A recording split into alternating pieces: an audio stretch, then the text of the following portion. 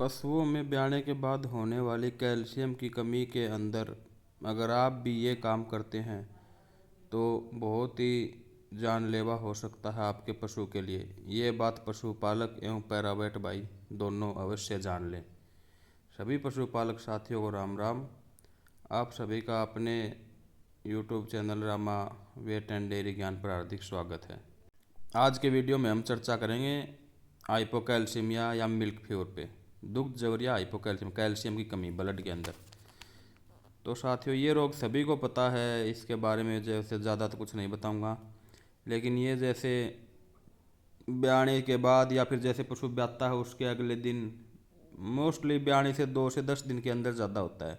कई पशुओं में जो बहुत ही ज़्यादा दूध के होते हैं उनके अंदर आप मान के चलो ब्याता है उस टाइम ही हो जाता है। लक्षण इसमें क्या क्या आएंगे?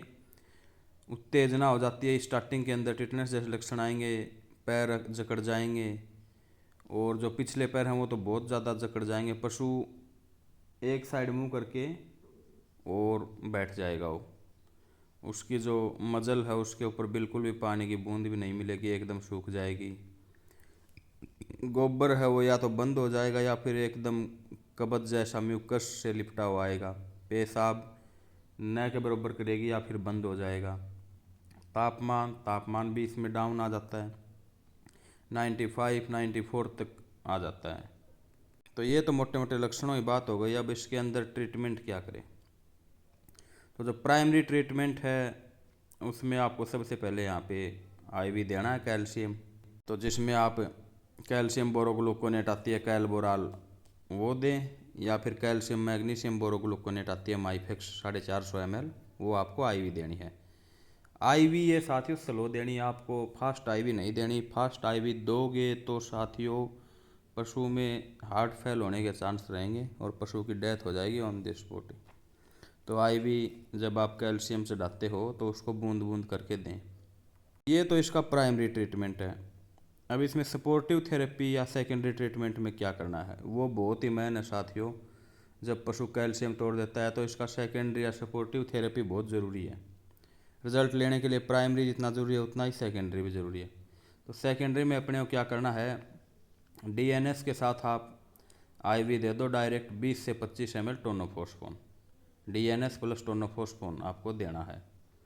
और उसी के साथ एक आपको साथियों जो इंटालाइट आती है 500 ml आपको फ्लूइड इंटालाइट से डालना है। इंटालाइट फ्लूइड भी आपको 500 ml चढ़ाना है। जो तीसरा इंजेक्शन है यहाँ पे वो आप नरवाइन टॉनिक है, विटामिन B1 B6 B12 है, या फिर न्यूरोकाइंड वेट आता है, वो आप पशु को 20 ml डायरेक्ट आईवी लगाएं। आईएम लगाते हो तो रिजल्ट थोड़ा कम मिलेगा, बाकी आईवी लगाओ डायरेक्ट, बहुत बढ़िया रिजल्ट मिलेगा।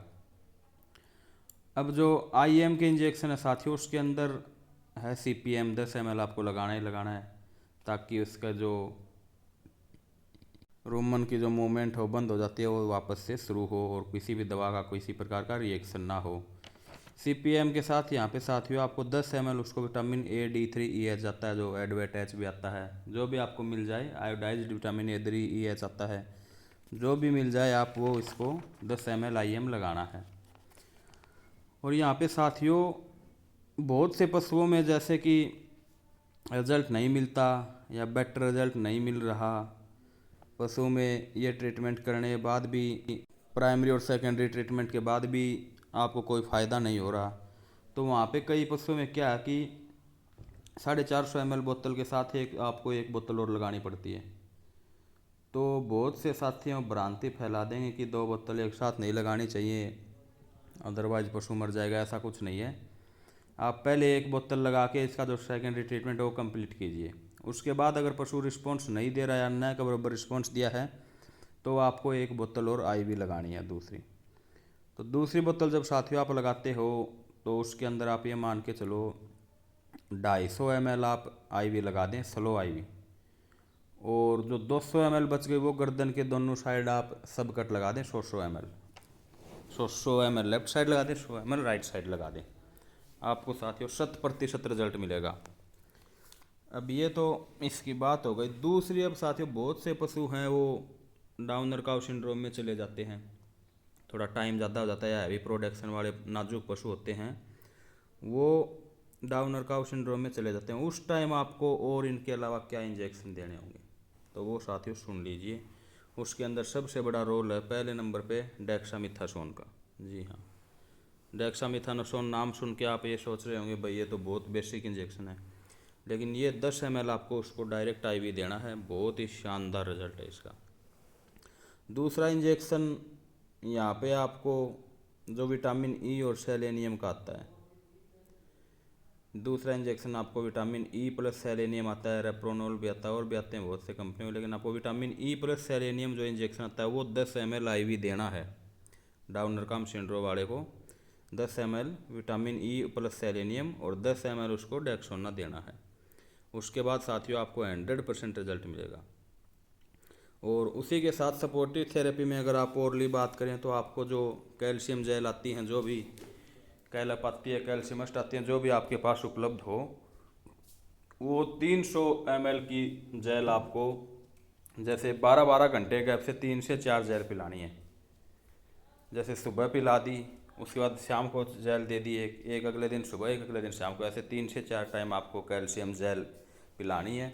और साथियों सबसे बड़ी बात पशु पालक साथी ये ध्यान में रखें कि माइफेक्स चढ़वाने के बाद जैसे दूध जवार है, जो मिल्क फीवर है, हाइपोकैलेमिया है, उसके बाद पशु को आप चाट बाट देते हैं, उसके अंदर रांध के दलिया वगैरह ना दें। कोई किलो 2 किलो खड़ बिंदोड़े वगैरह थोड़े बहुत दे सकते हैं।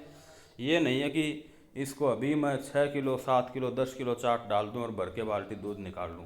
आप अगर ऐसा करोगे पशु दोबारा कैल्शियम तोड़ेगा, दोबारा नहीं तिबारा बार बार कैल्शियम तोड़ेगा।